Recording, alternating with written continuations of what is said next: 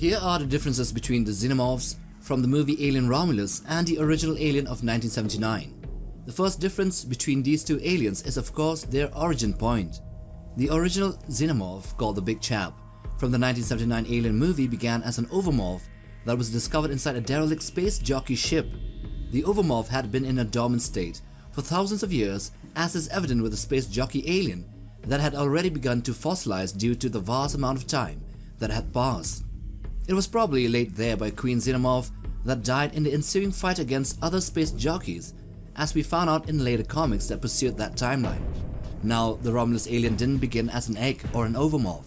Instead, the DNA from the Big Chap was extracted, and the scientists aboard the lab conducted a series of experiments to homebrew the Facehugger via 3D bioprinting. This technique allowed them to create a massive number of these Facehuggers from which they can extract, isolate, and synthesize the black goo pathogen for the creation of the Z01 mutagenic compound for furthering human evolution. So that, in a nutshell, is the origin difference between these two. Now let's go on to the physical differences. So beginning with the Facehugger, in both Alien Romulus and in the original Alien of 1979, they maintain the same terrifying design, a spider-like creature with 8 legs and a long prehensile tail. These appendages allow the Facehugger to latch onto a host and facilitate the insertion of genetic material, which would later develop into an embryo inside the chest of the host, eventually bursting out in the form of a chestburster. However, in Romulus we notice some significant differences. The Romulus Facehugger boasts a much darker coloration compared to the pale yellow complexion of the original. This isn't just a cosmetic change. The Romulus Facehugger also appears to be more aggressive and faster, capable of rapid movement as it seeks out potential hosts, chasing them down. The original Facehugger, while certainly terrifying, had a more sluggish demeanor, but could explode into bursts of speed when needed, but was never seen to chase anyone for a significant amount of time. When it comes to the Chestburster, both iterations are nearly identical at first glance. Slimy, terrifying creatures that violently emerge from their host in one of the most iconic scenes in cinema history. But here's where the differences begin to emerge. The Chestburster from the original movie comes out like a snake, no visible arms or legs, just a slithering, worm-like creature with 2 tiny stubs where the arms would form. In contrast, the Romulus Chestburster comes out slightly more developed. It is noticeably more advanced, sporting tiny visible arms and legs, giving it a more lizard-like appearance right from the start.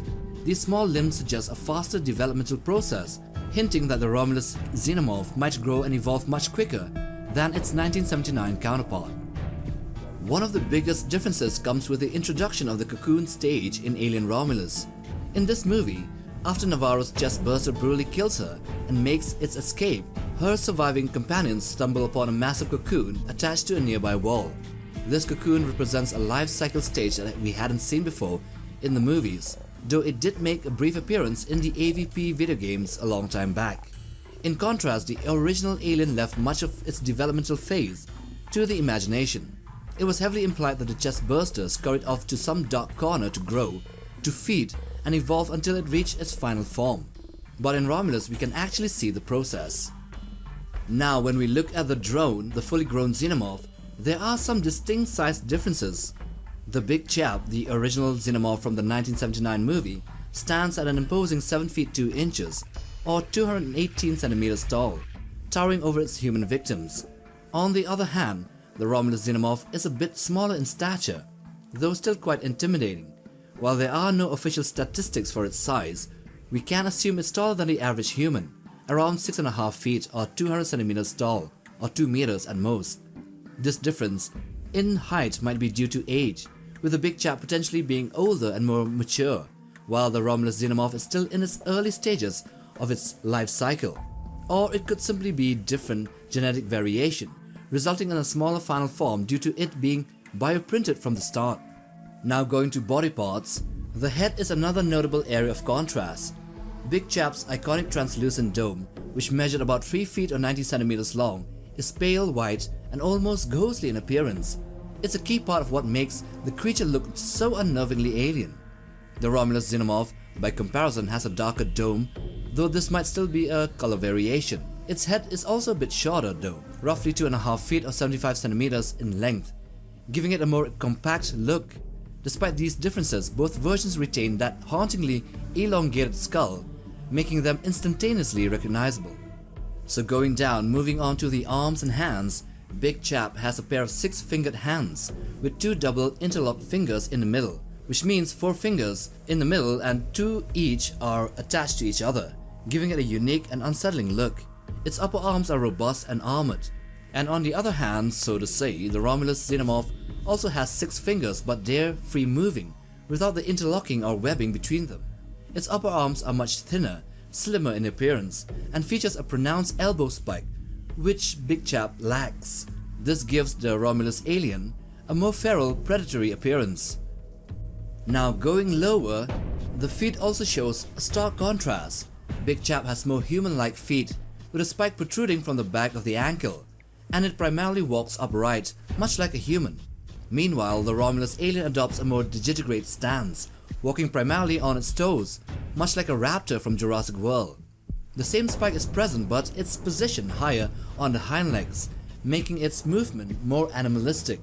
It is as if this Xenomorph had evolved to be a more effective ambush predator, capable of sudden bursts of speed that the original might have struggled with. Then going up, we see the upper torso, which remains similar between the two, though there are a couple of key differences. The ribcage of the Romulus alien is smaller and sits higher on the chest, giving it a sleeker, more agile appearance. Its belly and waist are also narrower and more curvy, making it look more athletic in build compared to the more bulky Big Chap. Big Chap, by contrast, has a broader chest with a more pronounced ribcage, an exoskeleton, and with a wider belly. And lastly, the dorsal tubes and middle spike also differ in shape and appearance. Big Chap has longer dorsal tubes, each around 45 to 50 centimeters, about 1.5 feet long, along with an equally long middle back spike. These features give the original alien an eerie silhouette. The Romulus Xenomorph, by comparison, has shorter dorsal tubes, less than a foot long or 30 centimeters, and with a smaller back spike. These shorter appendages makes the Romulus alien appear more compact, perhaps trading size for agility. Then last but not the least, we have the growth rate difference. In the original film, the Facehugger that latched onto Kane's face implanted an embryo inside his chest that took quite a few hours to gestate. Then the Chestburster, which came out, grows into a fully formed adult Xenomorph within a matter of another few hours. Whereas here in Alien Romulus, the Facehugger latched on in the same way to the face of Navarro, and within the same hour.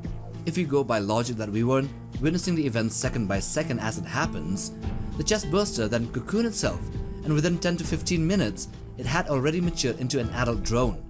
So the time difference here, from the Facehugger to drone for Big Chap, is well under 10 hours, maybe half that if we condense it, while it was within an hour and a half for the Romulus alien, which is a big leap in time.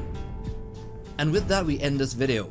And if you notice some other differences, then please note them down in the comment section. Now let's leave a bit of space of seconds for the end screens, and do click on one to surf through our other videos. Alright then, like, subscribe, and we'll see you in the next video. Take care, fam.